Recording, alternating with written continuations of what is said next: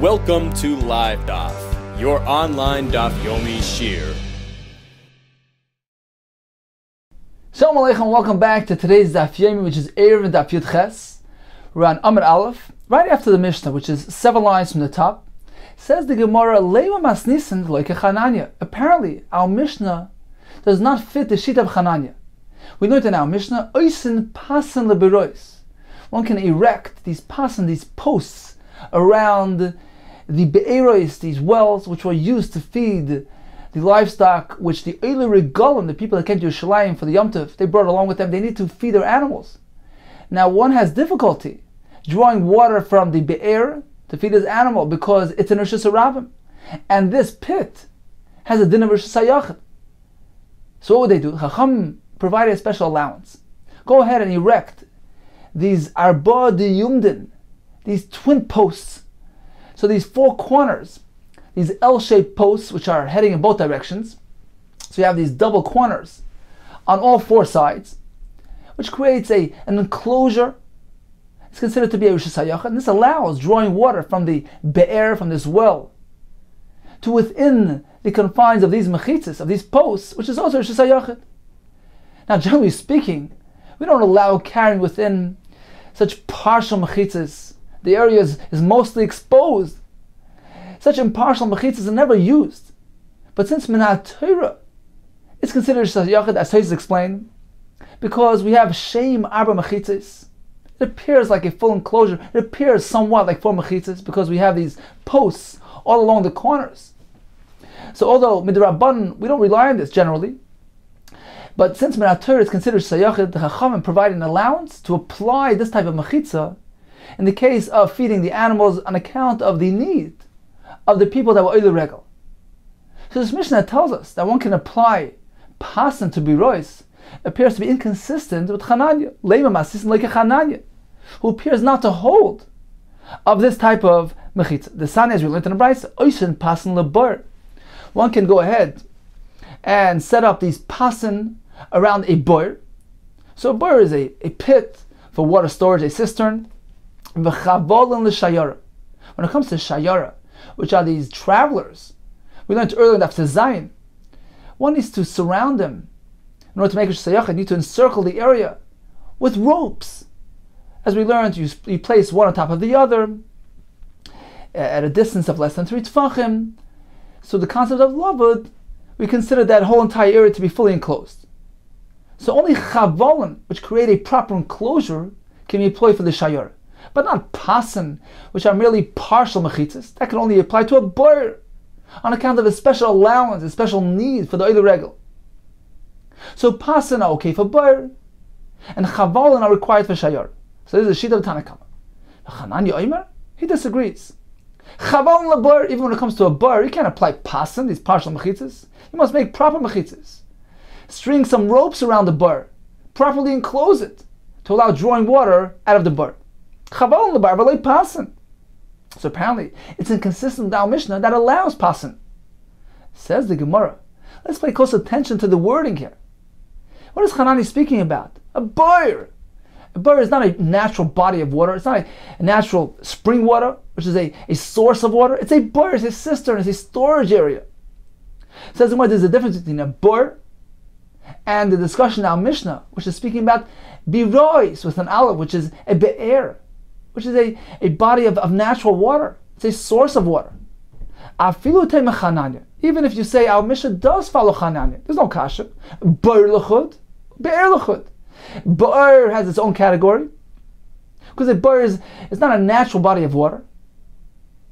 And Rashi will explain that there's a concern that perhaps the supply of water will be depleted, in which case the whole entire heter becomes nullified. The whole entire concept of pasan is in order to draw water. That's only in the presence of water. But a bor which can lose its water, the supply can get used up. There's a concern that perhaps they'll continue carrying in this enclosure even when there's no water there. So it's only by bor that Hanani says you can't apply the pasan for this concern. Be'er l'chud, but be'er has its own category. Even Hanani would agree that a natural body of water, a well, which is its own source of water, which does not have the concern of the supply depleting, of it drying up, certainly you can apply the pasan. So Chananya does fit with our Mishnah. Let's take a look at Rashi inside, 16 lines from the top. Chavol l'shayara. So this was Tanakama told us that you can make pasan for a bar, but for shayara you need chavol. Kedesnan perakam, as we learned, ma'kif and shleisha chavolim.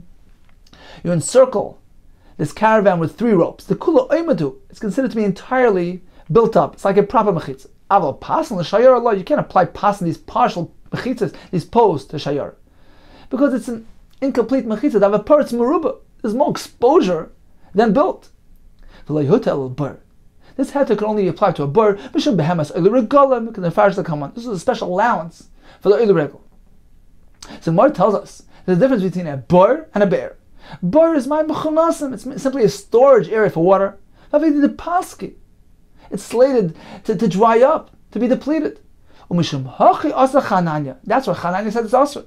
This is even the paskim maya. Perhaps the water will be depleted, and the entire concept of those mechitzas will become nullified. The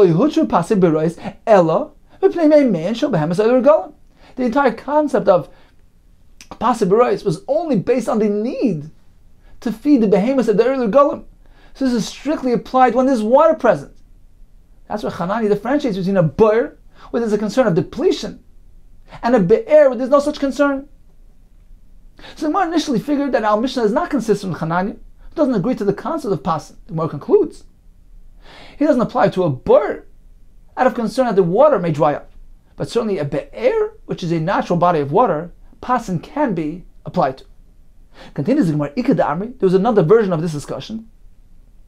The fact that Chananya in the Brisa simply says, you must apply chavolan, ropes, to a bur. And he doesn't specify that when it comes to a be'er, however, pasan can be applied. Apparently, he doesn't differentiate. He holds that whether it's bur or be'er, you cannot apply the heter of pasan. Indeed, this seems to be inconsistent with our Mishnah. Says there's another version of this discussion. The fact that Chananya is not quoted in the Brisa as saying oisen chavolim le'boer, that when it comes to a boer you need to make chavolim because it might dry up. Upasan le'be'er. However, be'er, which is a naturally flowing body of water, you can apply the pasan. In fact, it doesn't say that. Michlal, apparently the Chananya loishna boer, loishna be'er. In either case, whether it's boer or be'er, chavolim in pasan loy. The only thing you can do is apply ropes and create that proper enclosure, but not pasan. If so, it doesn't fit with our Mishnah. Shall we say that it's inconsistent with our Mishnah, which allows the pasan to be applied to the bear? Says yes, our Mishnah can fit with Chananya. And truly Chananya holds that pasan posts can be erected around a be'er, a natural body of water. Why then doesn't he make mention of this? Because he's simply referencing Tanakama. Tanakama spoke about a bur. So Chanani says, no, you can't apply it to a bur. But certainly, he would agree that when it comes to a be'er, a well, you can apply a pasan. It says in reference to what the Tanakama said, that you can apply pasan to a bur, Chanani responds and disagrees. No, you cannot. But certainly, he would also agree that when it comes to a be'er, pasan are legitimate. So in conclusion, the Gemara initially figured that our Mishnah does not fit with Chananya. The Gemara concludes, Chananya would allow pasan by a be'er. It's only by a bur that he doesn't, due to the fact that there's concern that the supply might dry up, and they'll continue carrying within this enclosure. Continues the Gemara, perhaps our Mishnah does not fit Rabbi Kiva's shita, who tells us that one can erect pasan around a be'er, and also around a bur, just a cistern containing water, provided that it belongs to the rabbin. Rabbi Kiva holds that since it's a publicly owned bur, we're not concerned that it's going to dry up and people will continue carrying. The public will keep each other notified. They'll raise awareness. They'll remain cognizant of the fact that there needs to be water there. As soon as it dries up, they'll remind each other. So according to Rabbi Kiva, even a bur can feature pasan provided it belongs to the rabbin. Says where apparently it's not consistent with our Mishnah. That's not as we learned. Echad be'er harabim, be'er harabim. Whether it's a be'er, which is a well, or a bur, simply a cistern belonging to the rabbin, pasan can be applied. Be'er hayachad, Likewise, if it's a be'er, a well, which belongs to a yachid, oisin lahem pasan, we can apply pasan. So whether we're speaking about a be'er that belongs to a rabbin or yachid, due to the fact that it's a natural flowing body of water, there's very little concern of the water drying up. And even a bir, simply a storage, a water storage cistern, provided that belongs to a rabbin, where there's no concern they'll continue carrying erroneously, we can apply pasan. Aval bir hayachid. However, this bir, which belongs to a yachid, so there's two factors in the negative. Number one, it belongs to an individual. Perhaps he'll forget. He'll inadvertently continue carrying even when the water dries up. Number two, it's a bir, which is slated to be depleted. So since there are two negative factors, you cannot apply pasan. We need to create a proper enclosure of 10 tefach. Divrei Rabbi Akiva.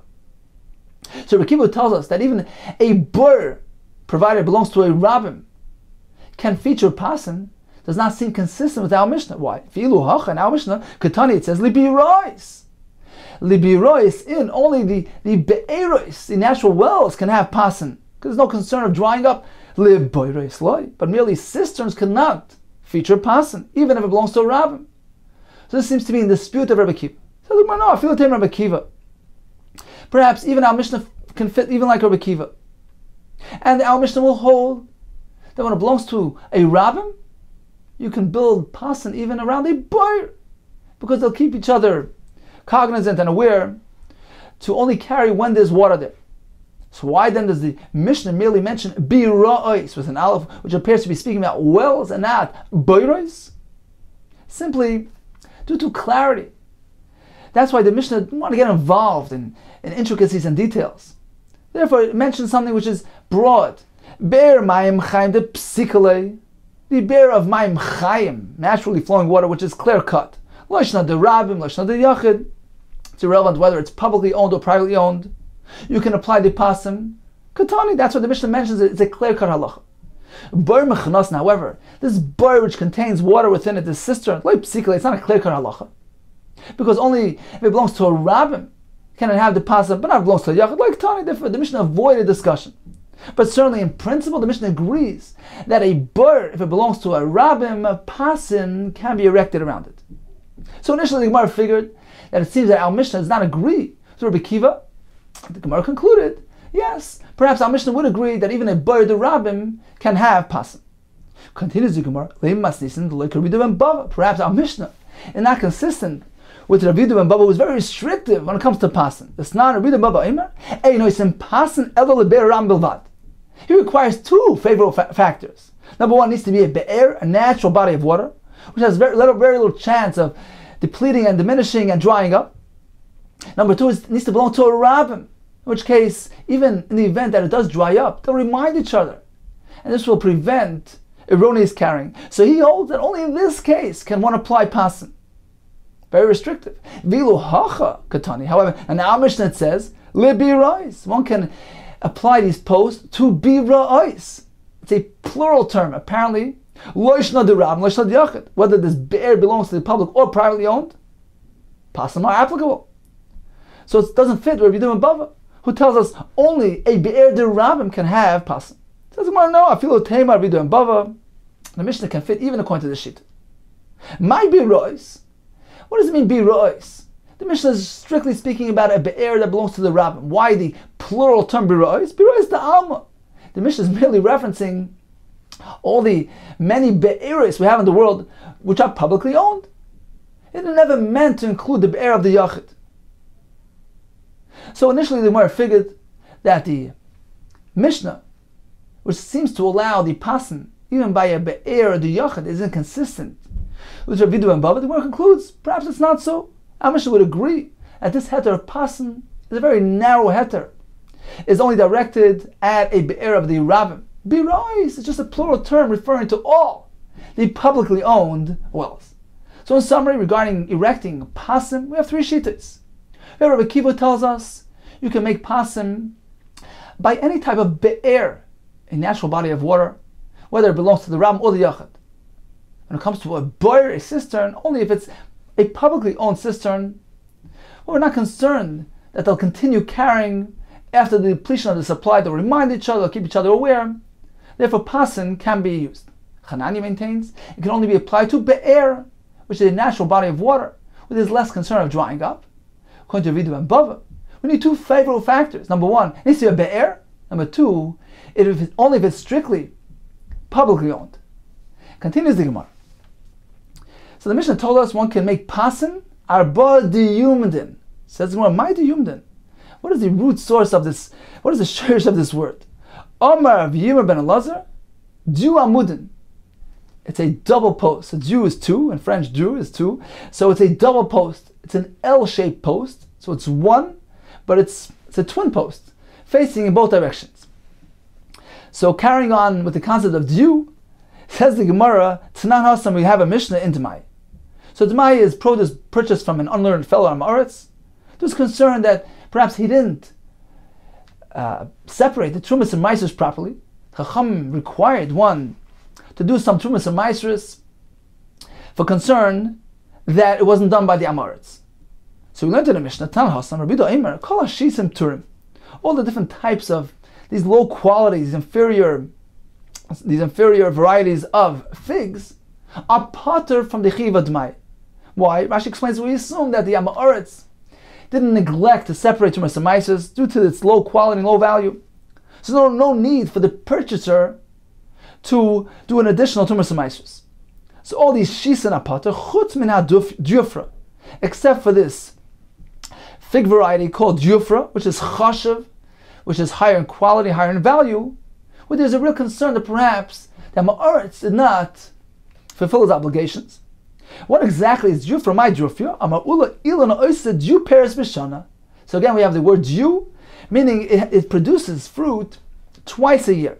So Jufra means two fruits, double produce. Carries on the Gemara with the concept of Jew. Omar Rabbi Yirmiyah ben Elazar. Jew partzif, a double figure. Jew partzif panim, hoylel Adam Rishon. Adam Rishon was created with a double face, a double figure. On one side was Adam, on the other side Chav. Shenemar achar v'kedem tzartani. This is Adam Rishon speaking in Tilim Perikuf Lametes. He tells Hashem, you've created me in the back and the front. What does he mean to say? You created me as a double person, two tzuras, two faces. One side was Adam, one side was Chav. Continues the Gemara. Ksiv, the pasuk says, "Vayiven Hashem lakim es hatzela." Hashem built the tzela, which means the side of Adam Rishon, and fashioned that into his wife and his wife Chav. We have two approaches. What exactly is this tzela? Rav Shmuel. There's a machlokes Chad Omar Partzuf. One says that tzela means this form. So he took off half of Adam Rishon. So he was a double form. Hashem removed one form and fashioned into Chava. The Chadam, or the other shita says, Zonav was merely a tail which he had. Hashem took that and formed it into Chava. So this shita holds that Adam Rishon was not created initially as a double form person. It says, it's all well according to the shita that says that Adam Rishon was a double form. That's the pshat in that pasuk. Created me as a double person. El Adam is Zonav. According to the other shita which maintains that Hashem merely removed his tail and fashioned Chava, but he was not created as a double formed person. My Achav Kedem Tzartani. What is the pshat in that pasuk? Kedar Ami. Kedar Ami. It's an entirely different concept that's being discussed here. Ochar Lamasa Bereshis. Ochar means you've created me last to the creation of the world. I came in last. Everything was prepared for me. V'kedem l'puranis. So achar v'kedem means achar, I was created last. V'kedem l'puranis. I am the forerunner for puranis. The Gemara will explain. B'shleima achar l'masa bereshis. Certainly we understand what that means. Lo yivriad mali Shabbat is created only on Friday. So everything was already prepared. So he was the last thing created. Ela v'kedem l'puranis mai. What does it mean when he says he's kedem for puranis? He was the forerunner for puranis. Doesn't mean that he received the klola first on account of eating Eitz Hadas. Doesn't mean that's not the case. So Adam and Chava and the Nachash received the curse from Hashem, and the sequence was actually different. Initially, the Nachash received the klola, only afterwards Chava. Third and last wasn't a Skal Adam. So you can't say that he was the first to receive the Klal. Elul Mabul. Apparently this is applied to the Mabul, where he suffered first. Hashem erased the entire civilization from the face of the earth. So the klala, the puranis, retribution began from Adam and then carried over to everything else. Explains Moshe Feinstein, what is the significance in Achal Amasa Bereshis and Kedem the Puranis? Says Rav Moshe, the message here is how special a person is. A person is created as the Bechir HaYitzira. He's the objective of the entire creation. He's the goal. He's meant to elevate the whole entire Bria with him when he does proper deeds. So the point of Achal Masa Bereshis is Hashem created everything in preparation for Adam Arishan's arrival, because everything is meant to serve the Adam. Conversely, when he does something wrong, when he does Averis, not only didn't he elevate the world, he actually destroys the world. He brings destruction upon the world. And that's the point of Kedem L'Puranis. When it came to the Mabul, the Klala was channeled through Adam, because he was the one that did Averis. He was the one that brought the world, descended the world into its chaos and destruction. So he was the catalyst to the Einish, which was applied to the rest of the world. So it began from him and then spread to the rest of the world. Continues the Gemara. So we had this machlekes. How was Adam Rishon formed? As a double figure? Or simply that he had a zonav? So we understand, according to the sheet that it said he was a double figure. That's the pshat. The pasuk Vayitzer says Vayitzer Hashem Elokim, so Adam offer min Adam. Train Yudin, the word Vayitzer has a double Yud. Seems out of place. Apparently, the double Yud here is implying that there was a double Bria. He was a doubly formed person. As the Mashal points out, Yud is number 10. A person in his nefesh is comprised of 10 parts. And this indicates that there were two individuals who joined together.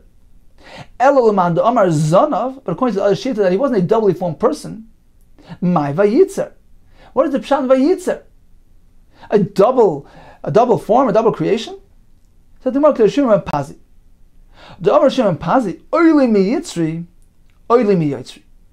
The point of a Yitzer is an expression that a person says, woe from the desires of my Yitzhahara, woe from my Creator, from Hashem, if I don't follow His word. Let's take a look at Rashi here, 10 lines from the bottom. The Mashon based suras. Vayitzer here is implying that there were two forms. The other shita says Vayitzer is referring to the Yetzer, a person's inclination. Oili mi Yitzri. He distresses me. He makes life difficult for me. He doesn't allow me to do what's right. He pulls me in all directions. Oili mi Yitzri. Woe from my Creator, from Hashem. How am I going to come back and report to Him? If I follow the will of my Yitzhahara. So a person is pulled in all directions. Oily from the Yitzhahara, oily from Hashem.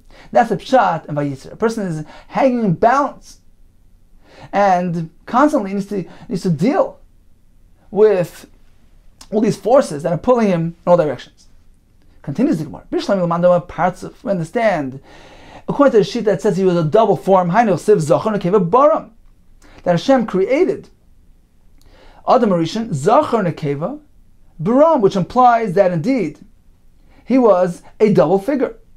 Bara'am, there was a Zachar Nekeva together. Elam Adam is Zanav, according to the sheet that he was just all by himself. He had a Zanav from which Hashem formed Chava. My Zachar Nekeva Baram. What does it mean that Hashem created the Zachar Nekeva Baram? He created them together. Says the Gemara, look at the Ravo. It's coming to teach us as follows. The Ravo Rami, he has to steer it. We have a contradiction between the pasuk that says Ksiv Zachar Nekeva Bra, which implies that initially there was a Zachar Nekeva which were created separately. Uksiv B'Tselem Lakim Bira'os. The pasuk then says, no, there was just one, there was just Adam. Hashem didn't initially create Adam and Chava. Says the Gemara, what does this mean? Also machshava livrei shnayim. Initially, Hashem had a machshava to create Adam and Chava separately. That's the pshat Zachar Nekeva Bra'am, to create them as separate entities. Obasoif. But eventually, lo nivra le'echad. In actuality, Adam Rishon was created as one, meaning that included in Adam was Chava. So we're working with the Shita that says that Chava was created from the Zonav of Adam.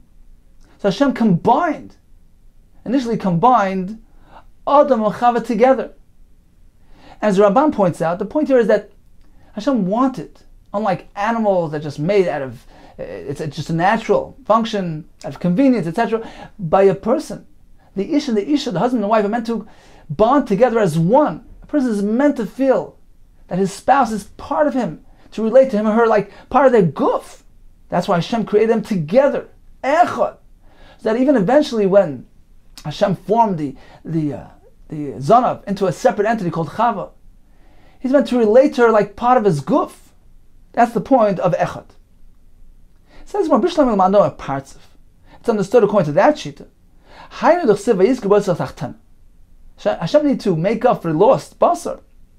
So he took the double form of Adam Rishon, and he need to fill the gap with basar.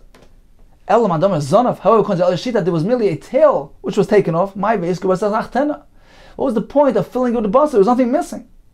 Let the cut just heal on its own. Apparently we're speaking about the actual hole there, which Hashem wanted to heal properly without leaving any scar. And therefore he added some flesh to close it up properly as before.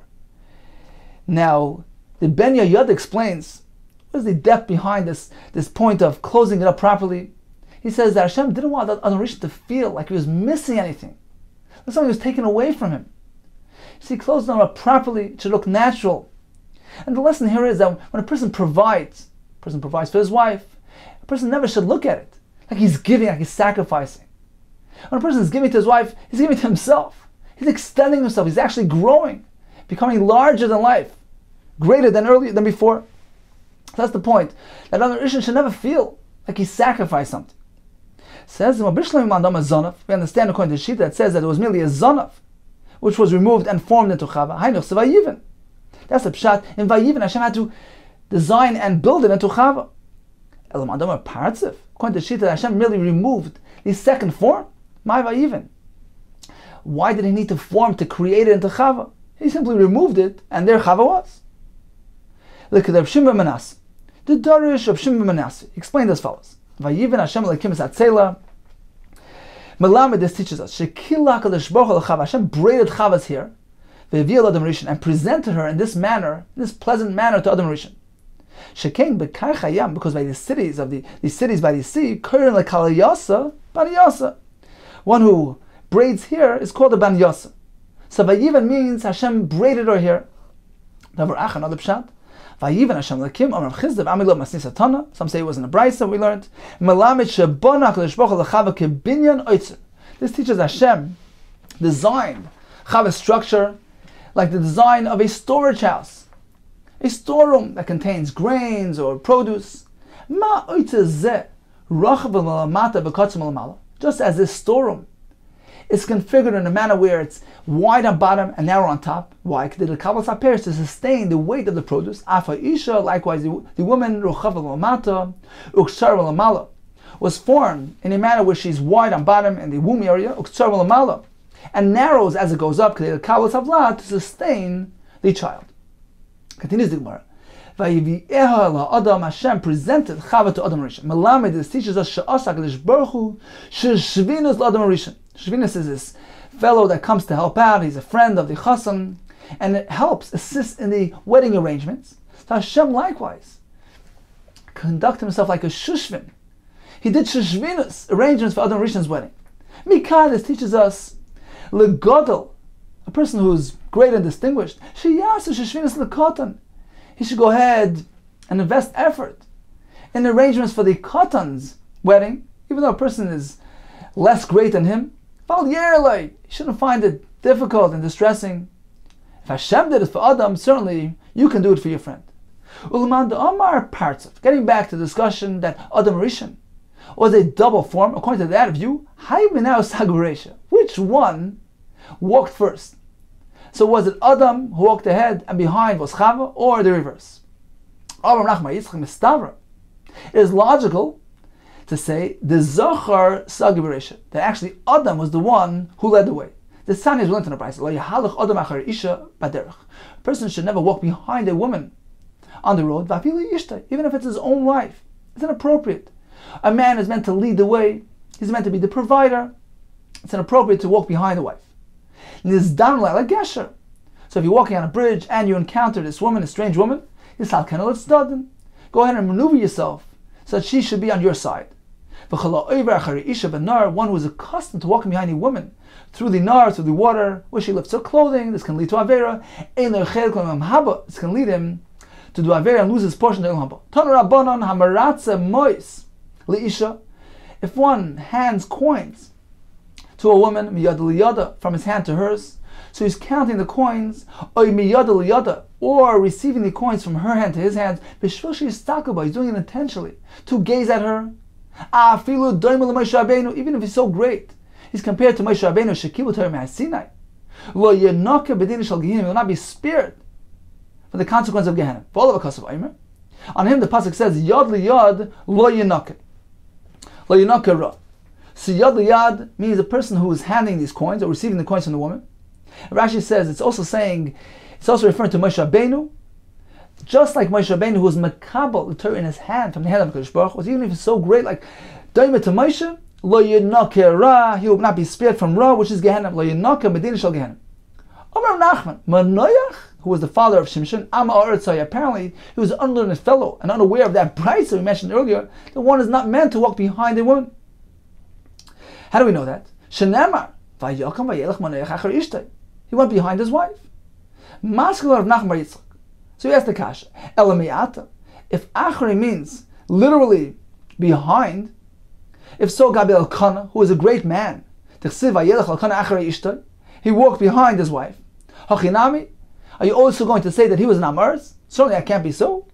Likewise, by Elisha was a Nabi, so he walked behind the woman. Hachinami, there too, are you going to say he's an Amaris? Certainly not.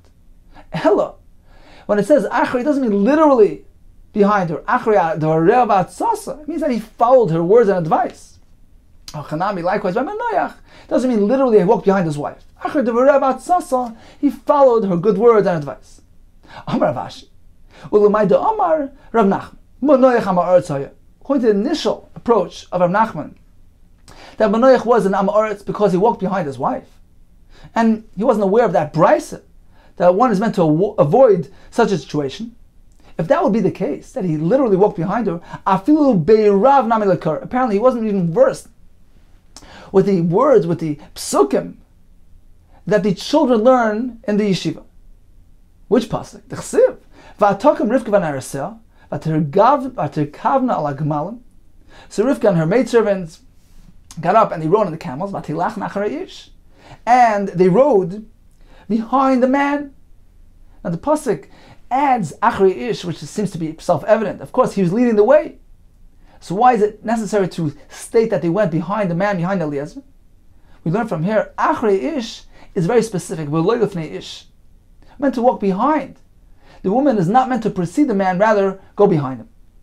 So it's a pasuk in the Torah which teaches us this lesson. What if one is faced with an option? Behind a woman, behind a lion, which poses physical danger. It says Rabbi Yochanan, one is meant to choose the option of the lion, which merely poses physical danger. Prefer that over the spiritual danger which is presented by walking behind a woman. Better that than walking behind a woman.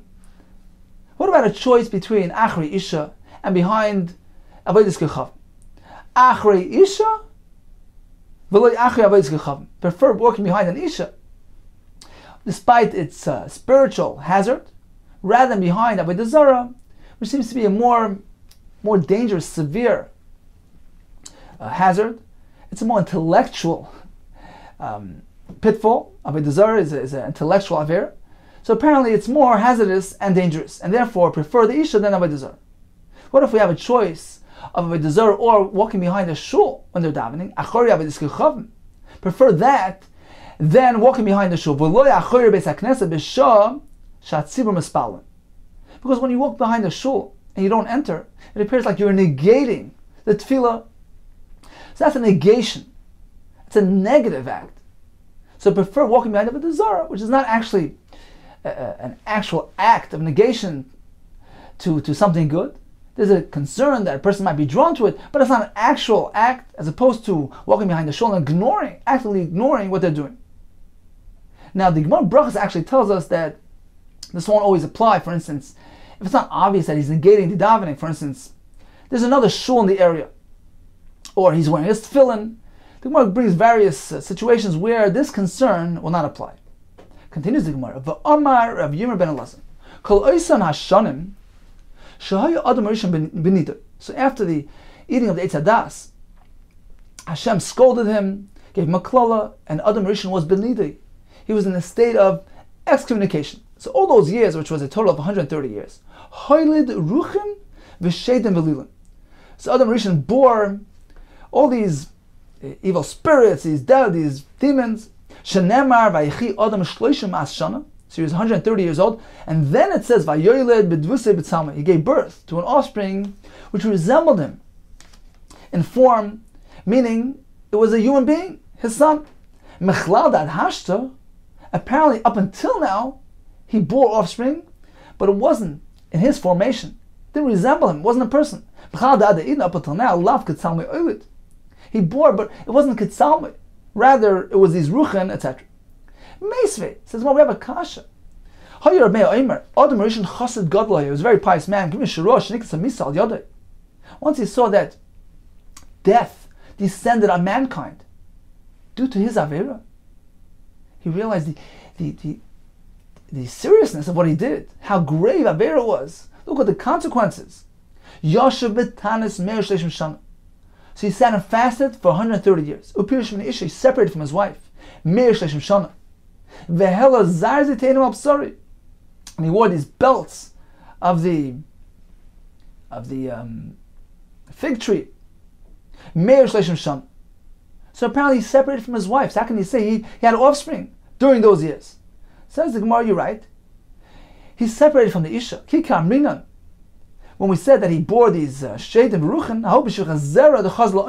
that was a result of the zera which he emitted inadvertently. So Rabbi Yirmiyah ben Elazar tells us the following thing: When a person wants to offer praise of a person, so although when it's shaloi b'fanav, not in his presence, he may go ahead and be very effusive in his praise, articulate all the person's praises. Kulei shaloi b'fanav. But b'fanav, in his presence, one is meant to minimize things. In his presence, one is meant to minimize and only offer partial praise. Not in his presence, one can elaborate further. Rashi explains, in his presence, it could be viewed as though he's flattering him. Therefore, one is meant to minimize. Where do we find this?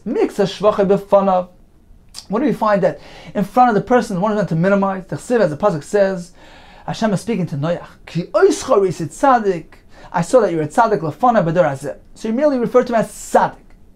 However, when it wasn't in his presence, he was more effusive. Not in his presence, he elaborated further. So we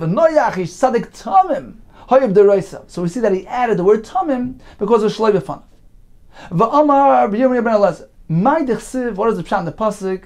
This was the bird that Noach sent out of the teva, and she came back with a leaf in her mouth. The pasuk says, "V'hinei ali zayis tar v'fir." Explains the Gemara. Amar yoyneh f'akadosh baruch hu. This is hinting to the expression of the yoyneh before Hashem. I prefer that my sustenance should be bitter like this olive tree. As long as it's given over to your hands, as long as you sustain me. I'd rather that than have sweet and appetizing food, sweet like honey, which is dependent upon a human. Meaning, Noach was the one who supported the Yaina. Now she said to Hashem, I prefer taking from you, even if it's bitter like a zayis. So that's the pshat. V'hinei ole zayis, taraf afiyah. And taraf is referring to sustenance. So taraf afiyah, she was expressing her desire to receive sustenance from Hashem. Ksiv hacha taraf, The pasuk here employs the term Torah. And elsewhere it says that so provide for me my needs, my bread. So you see that Torah is a reference to sustenance. For Amar Rabbi ben Elazar, called Bayis Shenishmoim B'Divrei Torah B'Layla. When there's Divrei Torah heard within the person's home during nighttime, so specifically at night, Rambam says it's very important to learn at night. Apparently, nighttime is extra difficult, involves more effort. The person is tired after a full day, so learning at night is really extra special. And when there's Divrei Torah heard throughout a home at night, Shuvin Nechrav, this home will not be destroyed. Shenemar v'lo yomar. A person will have no need to express to Hashem, say, where's my Hashem who made me? I'm right now in a state of destruction. He won't need to say that, because he won't experience destruction, because Noisin Zmiras Baloila, because in this home, he is offering Zmiras, song during nighttime, is referring to the words of Torah. From the time of the Churban, some have the Gersa Daya Adam. It is sufficient for the person that he makes use with the short version of Hashem's name, rather than using the full name of Yud and a Hey and a Vav and a Hey, which was used in the Beis Hamikdash when the Kehanim used to say Berachos Kehanim. See, after the Churban, when Hashem's kingdom was concealed from the world, doesn't have that Gilui as during the time of Beis Hamikdash. We meant to minimize our reference to Hashem and use merely that short version of the name Hashem, the Yud Kei Shenema Kol Hashem Halal Ka Hallelujah. So we meant to use the Yud and the K rather than the full Shem Hashem. For Amar Rabbi ben Elazar, there's a big difference between the Klala, the Einish, which was applied by Hashem to Klal Yisrael when necessary, which is inherently an expression of love and goodwill. It's meant to turn us around. It's inherently a brach, as opposed to the klala applied to the goyim. Explains the Gemara, Niskala Bavel, when Bavel is cursed and experienced the klala, Niskala Shechina, not only Bavel itself experienced it, but it spread over to its neighbors. Niskala Shemran, in contrast to when Shemran and Eretz Yisrael received the klala, this Baruch Shechina, its neighbors actually benefited, had bracha from its klala. Explains the Gemara, Niskala Bavel, Niskala Shechina, when Bavel received the klala, not only itself suffered, but also its Shechinim, its neighbors. As Rashi says, Oile Rasha, Oile Shechina, wolf to the Rasha, and the neighbors of the Rasha. So his klala spreads to his neighbors as well. T'chsiv, as it says of Samtir, L'moyash Kipoid, Hashem is referring to Bavel. I'll establish it as inheritance to the wild animals, and wild animals roam throughout. They spread throughout the neighbors as well. V'agamayim, swamps of water. So you see that the klala spreads. In contrast to Eretz Yisrael and Skala Shemran, when Shemran was cursed in Baruch Shechina, there was bracha which spread to its neighbors. T'chsiv, Samti Shemran li'asada. I will establish Shemran as a desolate field. L'matay Karim, as a planting place for the vineyard. And Rashi says the Shechinim benefited from using the Shemran as planting areas to produce produce. Taisus points out that the Yidden actually benefited from it, because we're speaking when the Aseres HaShvatim, the Klala here, the Einish, was to the people living in the Shemran area, but the Bnei Yehuda was still present as Yisrael, and they benefited from the situation in the Shemran. So the point again here is that the Klala, the Einish, applied to Klal Yisrael, to Shemran, was meant to turn us around. It wasn't meant to destroy us. As opposed to the klala, which is applied to Bavel, which is something of destruction, which is inherently ra, and therefore that spreads throughout. That's inherently something bad. As opposed to the klala for Shemra, which is inherently a bracha. It contains within it bracha, and therefore, although for these people it was applied as an einish, but it was meant to turn them around, but it's inherently an expression of bracha, and indeed, other people benefited from this situation. So in summary, let's take a brief review of today's daf. We began with the concept of Oiser Pasnal bira'os, erecting those double posts, the Diu Amudim, around the body of water to allow drawing the water for the behemoths of the Oiler Regalim. We have three shittas.